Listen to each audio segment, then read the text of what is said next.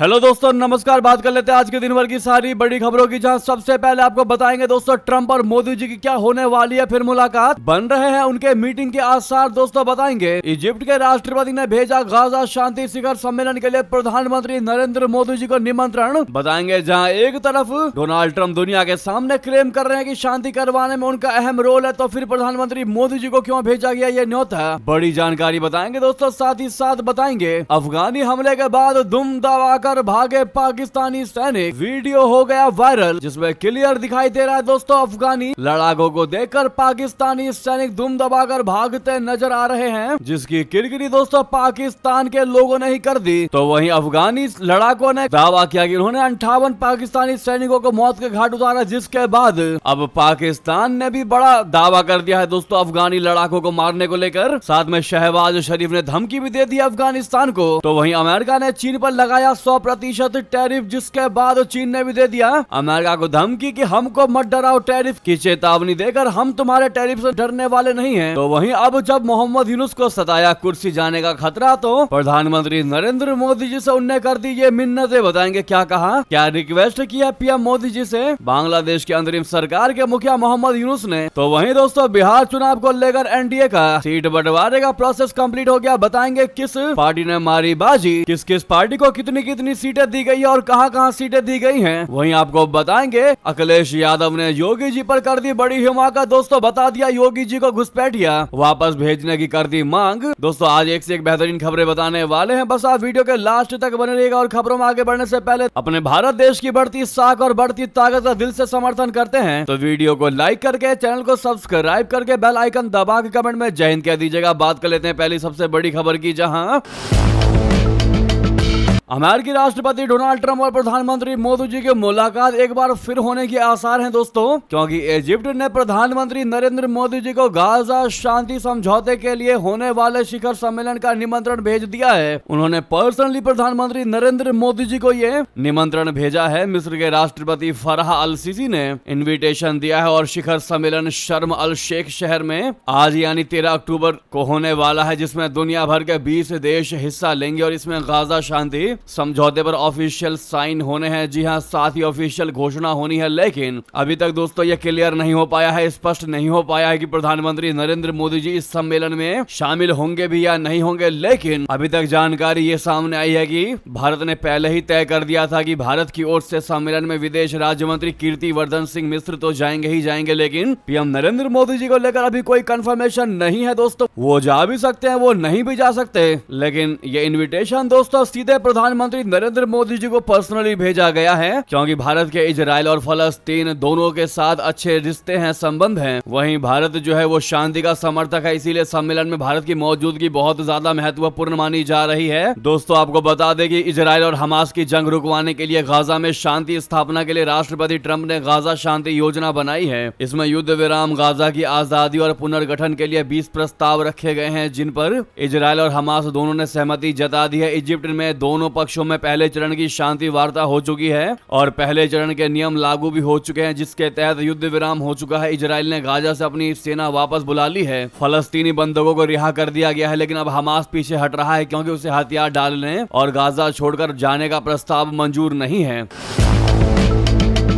बता दें कि शिखर सम्मेलन में इजराइल नहीं होगा, क्योंकि इजरायली प्रधानमंत्री नेतन्याहू को समझौता फाइनल होने की उम्मीद नहीं है, क्योंकि वे हमास को बिल्कुल खत्म करना चाहते हैं, इसीलिए वो इसमें शामिल नहीं होंगे। दोस्तों इस सम्मेलन की संयुक्त अध्यक्षता अमेरिका के राष्ट्रपति मिस्टर ट्रंप और मिस्र के राष्ट्रपति अब्दुल फतेह अल सीसी करने वाले हैं। ऐसे में अमेरिका ने किन किन देशों को सम्मेलन के लिए निमंत्रण भेजा है तो आपको बता दें, इस मिस्र में आयोजित होने वाले शिखर सम्मेलन के लिए अमेरिका ने कई प्रमुख अंतर्राष्ट्रीय साझेदार देशों का आमंत्रण भेजा है। इन देशों में Spain, Japan, Azerbaijan, Armenia, Hungary, Bharat, El Salvador, Cyprus, Greece, Bahrain, Kuwait और कनाडा शामिल हैं। यहां तक कि ईरान को भी सम्मेलन के लिए आमंत्रित किया गया है। हालांकि इजराइल इस वार्ता में हिस्सा बिल्कुल नहीं लेगा। वहीं पाकिस्तान के प्रधानमंत्री शहबाज शरीफ भी आज मिस्र में होने वाले इस शिखर सम्मेलन में शामिल होंगे। अब दोस्तों घड़ी की सुई इस पर टिकी हुई है कि क्या प्रधानमंत्री मोदी जी आनन फानन में पहुंचेंगे इस शांति वार्ता वाले मीटिंग में, सम्मेलन में या नहीं, ये देखने वाली बात होगी। दोस्तों बता दें गाजा में राहत सामग्री की आपूर्ति अब तेज होने वाली है। इजरायली जांच के बाद रोजाना पहुंचेंगे 600 ट्रक से। जी हां, युद्ध से तबाह हो चुके गाजा में संघर्ष विराम समझौते के तहत सहायता सामग्री की आपूर्ति तेज करने की तैयारियां जारी है। गाजा में मानवीय सहायता की जिम्मेदार इजरायली रक्षा इकाई COGAT ने कहा कि समझौते के मुताबिक रविवार को गाजा पट्टी में पहुंचने वाली सहायता की मात्रा बढ़कर लगभग 600 ट्रक प्रतिदिन हो जाने की उम्मीद है। मिस्र ने कहा है कि वो रविवार को 400 ट्रक सहायता सामग्री गाजा भेज चुका है। इन ट्रकों की इजरायली सेना जांच करेगी, उसके बाद ही इन्हें अंदर जाने की अनुमति मिलेगी। जी हां दोस्तों, अब बात कर लेते हैं अगली सबसे बड़ी खबर की, जहां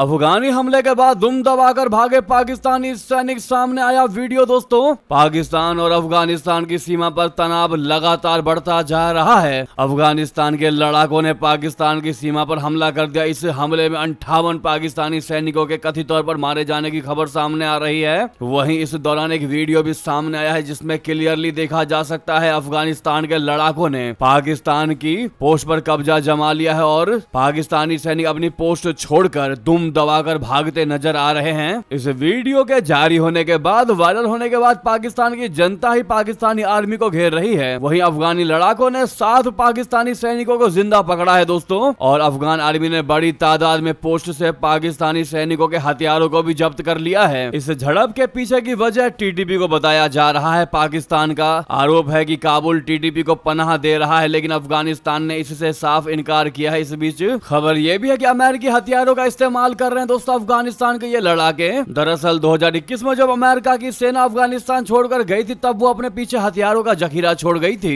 अमेरिका के ये सारे एडवांस वेपन अब तालिबान के कब्जे में है और इन्हीं हथियारों से तालिबानी लड़ाके बॉर्डर पर पाकिस्तान की फौज पर हमले कर रहे हैं। तो वहीं दोस्तों अफगान पक्ष के दावे को पाकिस्तानी सेना ने झुटलाया। कहा, पाकिस्तान ने दावा किया कि अफगान तालिबान के साथ शनिवार रात हुई झड़पों में उसके 58 सैनिक नहीं बल्कि 23 ही सैनिक मारे गए। पाकिस्तान के मुताबिक अफगान तालिबान के बिना उकसावे के हमला किया, जिसमें 29 सैनिक घायल हुए हैं। लेकिन वहीं दोस्तों अब पाकिस्तान ने भी बड़ा दावा कर दिया, और दावा भी ऐसा कर दिया जिसने सबको चौंका कर रख दिया दोस्तों। और लगने लगा कि ये दावा नहीं बल्कि एक झूठ का पुलिंदा है। पाकिस्तान ने कह दिया कि उसने 200 तालिबानी लड़ाकों को मार गिराया है। पाकिस्तान ने दावा किया है कि उसने 200 से अधिक अफगान तालिबान लड़ाकों को मारा है, जबकि 23 पाकिस्तानी सैनिक मरे हैं।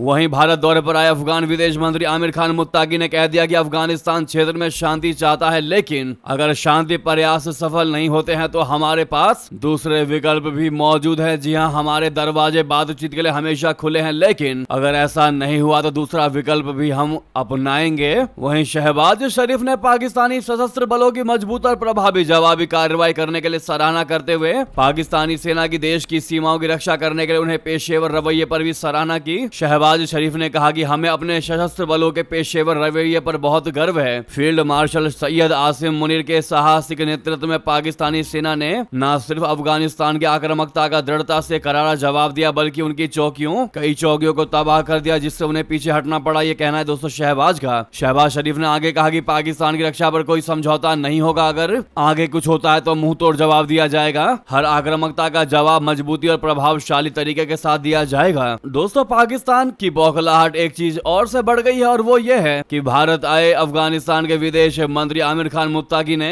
जम्मू कश्मीर को भारत का अभिन्न हिस्सा बता दिया, जिसके बाद से पाकिस्तान को और ज्यादा आग लग गई दोस्तों, जिसको लेकर आनन फानन में इस्लामाबाद में अफगानिस्तान के राजदूत को तलब कर दिया और अपनी गंभीर चिंताएं औपचारिक रूप से दर्ज कराई। पाकिस्तान के विदेश मंत्रालय के अतिरिक्त सचिव यानी पश्चिम एशिया और अफगानिस्तान के अतिरिक्त सचिव ने राजदूत को बताया कि जम्मू कश्मीर को भारत का हिस्सा बताना अस्वीकार्य है। इस पर आपकी क्या राय है दोस्तों? आप लोग क्या जवाब देना चाहेंगे इस मुद्दे पर? लेकिन एक चीज तो तय है कि पाकिस्तान के मंसूबे अब पूरे नहीं होने वाले दोस्तों। उसने तालिबानी सरकार का सपोर्ट किया था जब गनी की सरकार अफगानिस्तान में मौजूद थी, तो पाकिस्तान को यह लगा था कि अफगानिस्तान में तालिबानी राज आने के बाद हम आतंकवादियों को अफगानिस्तान के अंदर में पालेंगे और उन्हीं आतंकवादियों को पूरे देश में फैलाएंगे ताकि वो दहशत मचा सकें। लेकिन इसका उल्टा होता नजर आया दोस्तों। आज आप देख सकते हैं कि अफगानिस्तान में मौजूद तालिबानी सरकार के रिश्ते भारत के साथ बेहतर हो चुके हैं और पाकिस्तान को नेस्तनाबूद करने में तुली है अफगानिस्तान की तालिबानी सरकार। इसे कहते हैं असली कूटनीति। और आज पाकिस्तान अपना माथा पीट रहा है दोस्तों कि उसने क्यों तालिबानी शासन लाने में उसकी मदद की। इसे ही कहते हैं वर्ल्ड डिप्लोमेसी। इस पर आपकी जो भी राय है दोस्तों जरूर लिखकर बताइएगा, लेकिन वीडियो को लाइक करना मत भूलिएगा अपने भारत देश के लिए। सामने लाइक का बटन है दोस्तों, दबा दीजिएगा। अगली खबर की बात कर लेते हैं, जहां पर चीन ने अमेरिका को चेतावनी दे दी कि अगर अमेरिकी राष्ट्रपति ट्रंप चीनी निर्यात पर 100% शुल्क लगाने की अपनी धमकी पर कायम रहते हैं तो हम बहुत बड़ा और ठोस कदम उठाएंगे। दोस्तों, चीन ने दुर्लभ खनिज और ऐसी अन्य वस्तुओं के निर्यात पर अंकुश से जुड़े फैसले का बचाव करते हुए इसे वैश्विक शांति की रक्षा के लिए एक वैध कदम बताया और अमेरिका को चेतावनी दे दी। चीन ने गुरुवार को दुर्लभ खनिज, लिथियम बैटरी और दुर्लभ खनिज आधारित सामग्रियों के खनन व प्रसंस्करण से संबंधित तकनीकों और उपकरणों के निर्यात पर नई पाबंदियों की घोषणा की थी। तत्काल प्रभावी हुई ये पाबंदियां उत्पादन तकनीकों के विदेशी हस्तांतरण पर भी लागू है। दोस्तों, वहीं चाइना के इस धमकी के बाद अमेरिका की हालत हुई खराब तो डोनाल्ड ट्रंप के बदल गए सुर। बता दें, ट्रंप ने चीनी राष्ट्रपति जिनपिंग को बेहद सम्मानित बताते हुए कह दिया कि अमेरिका चीन का नुकसान नहीं चाहता बल्कि मदद करना चाहता है। ट्रंप ने अपने social media platform truth social पर लिख दिया कि चीन की चिंता मत करो, सब ठीक हो जाएगा। उन्होंने कहा कि जिनपिंग बेहद सम्मानित राष्ट्रपति हैं जो कि बस एक बुरे दौर से गुजर रहे हैं। वे अपने देश के लिए मंदी नहीं चाहते और मैं भी नहीं, इसीलिए अमेरिका चीन की मदद करना चाहता है, नुकसान नहीं। जी हाँ दोस्तों, यानी कि पहले अमेरिका चीन को धमकी दे रहा था 100% टैरिफ की, उसके बाद जब चीन ने बता दिया कि हमें तुम्हारे टैरिफ से कोई असर नहीं पड़ने वाला, इसके बाद फिर एक बार ट्रंप ने नरम रुख अपनाते हुए कह दिया कि हम तो तुम्हारा भला चाहते हैं। साथ ही साथ बता दें,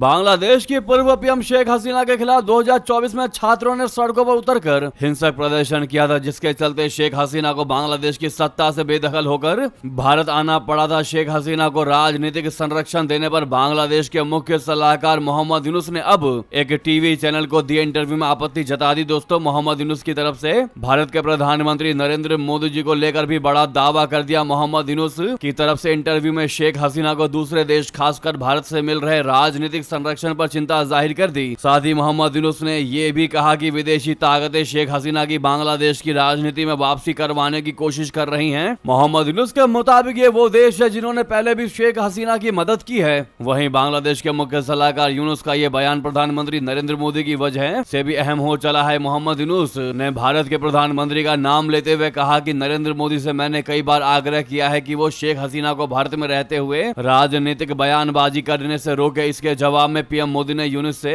कहा था कि वो सोशल मीडिया का कंट्रोल नहीं कर सकते। जी हाँ, वहीं हाल ही में बांग्लादेश कोर्ट की तरफ से पूर्व पीएम शेख हसीना और 30 अन्य के खिलाफ गिरफ्तारी वारंट जारी कर दिया है, जिसके बाद 70 वर्षीय शेख हसीना की मुश्किलें बढ़ सकती हैं। दोस्तों, अगर वो बांग्लादेश जाएंगी तो उनको गिरफ्तार किया जा सकता है। शेख हसीना पर बांग्लादेश के लोगों को तथाकथित तौर पर जबरन गायब करने के भी आरोप लगाए गए हैं। साथ ही साथ बता दें, इतना ही नहीं, कैसे दिन में भी सुनहरे सपने देख रहे मोहम्मद यूनुस बता दें, कहने लगे भारत से कंपनियां भागकर बांग्लादेश आएंगी। बांग्लादेश की अंतरिम सरकार के कार्यवाहक सलाहकार मोहम्मद यूनुस ने कहा कि जल्द ही भारत से भागकर कंपनियां बांग्लादेश आएंगी। उन्होंने ये बयान अमेरिका के राष्ट्रपति ट्रंप की तरफ से लगाए गए 50% टैरिफ को लेकर कहा है। इसके अलावा उन्होंने बांग्लादेश पर अमेरिका की तरफ से लगाए गए 20% टैरिफ को बहुत अच्छा करार दिया। साथ ही मोहम्मद यूनुस ने भारतीय मूल के ब्रिटिश पत्रकार मेहदी हसन को इंटरव्यू के दौरान टैरिफ को लेकर भारत का मजाक भी उड़ा दिया और कह दिया कि हम ट्रेड डील से बहुत ज्यादा खुश हैं। भारत के टैरिफ को लेकर कहा मोहम्मद यूनुस ने कि ये तो बहुत ज्यादा है और मैं ये कहता रहता हूं कि शायद बहुत जल्द भारतीय इंडस्ट्री भारत से बाहर निकलकर बांग्लादेश में सेटअप लगाने आ जाएंगी, क्योंकि बांग्लादेश में प्रोडक्शन काफी ज्यादा सस्ता है। तो दोस्तों, ऐसे सुनहरे सपने देख रहे हैं मोहम्मद यूनुस, इसका आप क्या जवाब देंगे बताइएगा जरूर। साथ ही साथ बता दें, नेपाल की जेलों से फरार हो गए 540 भारतीय कैदी। दोस्तों, देश भर में मचा अलर्ट। जेनजीज प्रोटेस्ट के बाद हड़कंप। जी हां, नेपाल में पिछले महीने हुए जेनजीज एंटी गवर्नमेंट प्रोटेस्ट के बाद हालात अभी तक सामान्य नहीं हो पाए हैं। देश के जेल प्रशासन विभाग ने रविवार को पुष्टि कर दी कि 9 सितंबर को हुए हिंसक प्रदर्शनों के दौरान 13,000 से ज्यादा कैदी विभिन्न जेलों से फरार हो गए थे। इनमें 540 भारतीय नागरिक भी शामिल हैं जो अब तक लापता हैं। नेपाल सरकार ने सभी फरार कैदियों की तलाश के लिए देश भर में अलर्ट जारी कर दिया है। काठमांडू और अन्य प्रमुख शहरों में 8 और 9 सितंबर को जेंसिस नाम के समूह के नेतृत्व में बड़े पैमाने पर प्रदर्शन हुए थे। युवा प्रदर्शनकारियों ने भ्रष्टाचार, बेरोजगारी और सरकार की नीतियों के खिलाफ नारेबाजी कर दी। धीरे धीरे ये प्रदर्शन हिंसक रूप ले बैठी। दोस्तों, प्रदर्शनकारियों ने कई सरकारी इमारतों और जेल परिसरों को निशाना बना दिया। इसी दौरान नेपाल के कई जिलों में कैदियों ने इस अफरा तफरी का फायदा उठाकर भागने की कोशिश की और सुरक्षा बलों की नाक के नीचे से 13,000 से अधिक कैदी जेलों से फरार हो गए। दोस्तों, ये 500 भारतीय कैदी अब भी गायब हैं, जिसके बाद नेपाल में हड़कंप मचा हुआ है। साथ ही साथ बता दें, रशिया ने यूक्रेन के पावर ग्रिड पर कर दिया बड़ा अटैक। अमेरिका से टॉम हॉक मिसाइल मिलने की आशंका पर बड़ी चिंता। दोस्तों, रशिया ने यूक्रेन के पावर ग्रिड पर ताबड़तोड़ हमले कर दिए। रूसी रक्षा मंत्रालय ने रविवार को दावा कर दिया कि उसके देश के सैनिकों ने यूक्रेन के ऊर्जा सुविधाओं को निशाना बनाया। ये ऊर्जा सुविधाएं यूक्रेन के सैनिकों के ठिकाने भी हैं। रशिया ने 24 घंटे के दौरान यूक्रेन की तरफ से दागे गए 72 ड्रोन को भी मार गिराने का दावा किया। उधर कीव क्षेत्र के गवर्नर माइकोला कलाशनिक ने कहा कि रूसी हमलों में यूक्रेन की ऊर्जा क्षेत्र की सबसे बड़ी कंपनी के 2 कर्मचारी घायल हुए हैं। इस बीच अमेरिका द्वारा यूक्रेन को टॉम हॉक क्रूज मिसाइल देने की संभावना से मॉस्को में चिंता बढ़ चुकी है। अगली खबर की बात करते हैं, जहां अफगान विदेश मंत्री की प्रेस कॉन्फ्रेंस में महिला पत्रकार पहली लाइन में बैठी दिखाई दी। दोस्तों, इस बार मुत्तकी ने कहा कि पिछली बार समय बहुत कम था, इसीलिए सबको नहीं बुला पाया। जी हां, अफगानिस्तान की तालिबान सरकार के विदेश मंत्री आमिर खान मुत्तकी ने रविवार को दिल्ली में प्रेस कॉन्फ्रेंस की। इसमें महिला पत्रकारों को भी बुलाया गया। प्रेस कॉन्फ्रेंस में महिला पत्रकार पहली लाइन में बैठी दिखाई दी। इससे पहले शुक्रवार को हुई प्रेस कॉन्फ्रेंस में महिला पत्रकारों को नहीं बुलाया गया था। इस पर विवाद भी खड़ा हो गया था। मुत्तकी ने पिछली बार महिला पत्रकारों को ना बुलाने पर सफाई भी दी। उन्होंने बताया कि यह सिर्फ तकनीकी कारणों से हुआ था। पिछली बार पत्रकारों की छोटी लिस्ट तैयार की गई थी क्योंकि समय बहुत कम था, इसके अलावा कोई दूसरा इरादा नहीं था। बैठक के दौरान दोस्तों, भारत के विदेश मंत्री ने काबुल और दिल्ली के बीच उड़ानों की संख्या बढ़ाने की घोषणा की। इसके अलावा दोनों पक्षों ने व्यापार और अर्थव्यवस्था पर भी समझौता किया। अफगानिस्तान ने भारत को विशेष रूप से खनिज, कृषि और खेल क्षेत्रों में निवेश के लिए आमंत्रित किया। बैठक में चाबहार बंदरगाह पर भी चर्चा हुई। अफगानिस्तान ने वाघा बॉर्डर को खोलने का भी अनुरोध किया, जो भारत और अफगानिस्तान के बीच सबसे तेज और आसान व्यापार का रास्ता है। वहीं 2021 में अफगानिस्तान में मारे गए भारतीय पत्रकार दानिश सिद्दीकी की मौत पर दुख जताया। मुत्तकी ने कहा कि पिछले 4 साल में अफगानिस्तान में कोई पत्रकार घायल नहीं हुआ, हमें हर एक मौत का दुख है। वहीं टीटीपी को लेकर मुत्तकी ने कहा कि पाकिस्तान तालिबान यानी टीटीपी अफगानिस्तान के अंदर नहीं है, लेकिन पाकिस्तान को अपने आतंकी ग्रुप्स को रोकना होगा। तालिबान के झंडे की तरफ इशारा करते हुए मुत्तकी ने कहा कि यह हमारा झंडा है, इसके लिए हमने जिहाद लड़ा है। तो वहीं आपको बता दें, विदेशी धरती पर फिर अलग अंदाज में दिखाई दिए राहुल गांधी। बुरी तरह भड़के बीजेपी के नेता। जी हां, कांग्रेस नेता राहुल गांधी ने एक बार फिर से विदेशी धरती पर बिना नाम लिए मोदी सरकार पर निशाना साधा। कांग्रेस नेता ने पेरू में छात्रों को संबोधित करते हुए बोलने की आजादी को लेकर सवाल उठा दिया। राहुल गांधी ने कहा कि भारत को ऐसी शिक्षा प्रणाली की आवश्यकता है जो देश की समृद्ध विविधता को प्रतिबिंबित करे और यह कुछ लोगों का विशेषाधिकार न बने। उन्होंने कहा कि यह स्वतंत्रता का आधार है। उन्होंने कहा कि भारत को एक वैकल्पिक विनिर्माण प्रणाली बनाने की आवश्यकता है और इसके लिए अमेरिका या पेरू के साथ साझेदारी एक संभावित रास्ता हो सकता है। पेरू की पॉन्टिफिकल कैथोलिक यूनिवर्सिटी और यूनिवर्सिटी ऑफ चिली के छात्रों के साथ बातचीत में राहुल गांधी ने कहा कि जब शिक्षा की बात आती है तो इसकी शुरुआत जिज्ञासा से होती है और खुले विचारों से सोचने, बिना किसी डर या सामाजिक राजनीतिक बंधनों के प्रश्न पूछने की आजादी से। शिक्षा को चुनिंदा लोगों के लिए कोई विशेषाधिकार नहीं बननी चाहिए, क्योंकि यही स्वतंत्रता की असली बुनियाद है। वहीं इस पर बीजेपी नेता अमित मालवीय ने राहुल गांधी की यात्रा को लेकर सवाल खड़े कर दिया। अमित मालवीय ने अपने एक्स हैंडल पर पोस्ट करते हुए लिख दिया कि विपक्ष के नेता राहुल गांधी 26 सितंबर को दक्षिण अमेरिका के लिए रवाना हुए। अब 15 दिन से ज्यादा हो चुके हैं और उनकी यात्रा असली मकसद से ध्यान भटकाने के लिए बनाए गए कुछ वीडियोस के अलावा पूरे तरीके से सन्नाटा पसरा हुआ है। राहुल गांधी आखिर कहां है और दक्षिण अमेरिका में क्या कर रहे हैं? इतनी गोपनीयता क्यों है? दोस्तों, बार बार राहुल गांधी विदेशों में जाकर के भारत के सिस्टम को लेकर न जाने क्यों इतनी आलोचना करते हैं। आपकी इस पर क्या राय है दोस्तों? बताना मत भूलिएगा। नेक्स्ट खबर की बात करें, जहां बिहार में जेडीयू और बीजेपी अब जुड़वा भाई 20 साल बाद बराबर सीटों पर लड़ेंगे। वहीं एनडीए के सीट बंटवारे में चिराग पासवान ने मारी बाजी। दोस्तों, बिहार विधानसभा चुनाव के लिए एनडीए ने सीटों के बंटवारे का ऐलान कर दिया है। केंद्रीय मंत्री और बिहार में बीजेपी प्रभारी धर्मेंद्र प्रधान ने रविवार को बताया कि बीजेपी और जेडीयू दोनों ही पार्टियां 101 सीटों पर अपने उम्मीदवार उतारेंगी, जबकि केंद्रीय मंत्री चिराग पासवान के नेतृत्व वाली एलजेपी 29 सीटों पर चुनाव लड़ेगी। जीतन राम मांझी की हिंदुस्तानी आवाम मोर्चा बोले तो HAM को 6 और उपेंद्र कुशवाहा की राष्ट्रीय लोक मोर्चा बोले तो RLM को भी सभी 6 सीटें दी गई हैं। सूत्रों के मुताबिक उपेंद्र कुशवाहा को जो 6 सीटें दी गई है उनमें उजियारपुर, मधुबनी, सासाराम, दिनारा, महुआ और बाजपट्टी सीट शामिल है। हालांकि इसका आधिकारिक ऐलान सोमवार को होगा। इसी तरीके से मांझी को जो 6 सीटें मिली है उनमें टेकारी, कुंटुबा, अतरी, इमामगंज, सिकंदरा, बाराचट्टी विधानसभा सीट शामिल है। सूत्रों के मुताबिक चिराग पासवान अपनी पसंदीदा 3 सीटें लेने में कामयाब रहे। दोस्तों इन 3 सीटों पर सबसे ज्यादा माथापच्ची चल रही थी। जी हाँ, हिसुआ, गोविंदगंज और ब्रह्मपुर तीनों सीटें चिराग के खाते में आई हैं। इसीलिए एनडीए के इस सीट बंटवारे में चिराग पासवान की पार्टी विजयी साबित होती है। दोस्तों समाचार एजेंसी पीटीआई की रिपोर्ट के मुताबिक बीजेपी की केंद्रीय चुनाव समिति की बैठक शुरू होते ही धर्मेंद्र प्रधान ने एक पोस्ट में कहा कि केंद्रीय मंत्री जीतन राम मांझी के नेतृत्व वाली हिंदुस्तानी आवाम मोर्चा और उपेंद्र कुशवाहा के नेतृत्व वाली राष्ट्रीय लोक मोर्चा 6 सीटों पर उम्मीदवार उतारेंगे। सीट शेयरिंग का फार्मूला तय होने के बाद धर्मेंद्र प्रधान ने कहा कि एनडीए के सभी सहयोगियों ने सीटों के बंटवारे की प्रक्रिया सौहार्दपूर्ण ढंग से पूरी कर ली है। उन्होंने कहा कि एनडीए के सभी दलों के नेता और कार्यकर्ता इसका स्वागत करते हैं। बिहार एक और एनडीए सरकार के खिलाफ है। 15 सीटों की मांग कर रहे जीतन राम मांझी ने धर्मेंद्र प्रधान के ऐलान से पहले एक पोस्ट करके कहा था कि वो आखिरी सांस तक प्रधानमंत्री नरेंद्र मोदी के साथ है। हालांकि सीटों के ऐलान के बाद मांझी ने कहा कि वो भाजपा नेतृत्व के फैसले को स्वीकार करेंगे, लेकिन साथ ही ये भी जताया कि उनकी पार्टी को कम आंका गया है जिसका एनडीए पर असर पड़ सकता है। दरअसल मांझी को 6 सीटें मिली हैं। वहीं बिहार में विपक्षी महागठबंधन अगले कुछ दिनों में सीटों के बंटवारे को अंतिम रूप दे सकता है। माना यह जा रहा है कि आज ऐसा हो सकता है और इस सप्ताह अपने उम्मीदवारों की घोषणा कर सकता है। शीर्ष सूत्रों के मुताबिक आरजेडी और कांग्रेस के बीच बातचीत जारी है। सोमवार को दोनों पार्टियां इसके लिए नेतृत्व की बैठक होने की संभावना है, क्योंकि आरजेडी प्रमुख लालू प्रसाद और तेजस्वी यादव नई दिल्ली में हैं। वहीं जयराम रमेश ने कह दिया है कि 2 दिन से 3 दिन के अंदर ये फैसला लिया जा सकता है, यानी अगले 2 से 3 दिनों में हमें उम्मीद है कि सभी पार्टियों पर और सभी सीटों पर अंतिम निर्णय हो जाएगा, उनकी घोषणा कर दी जाएगी। यह कहना है जयराम रमेश का। साथ ही साथ आपको बता दें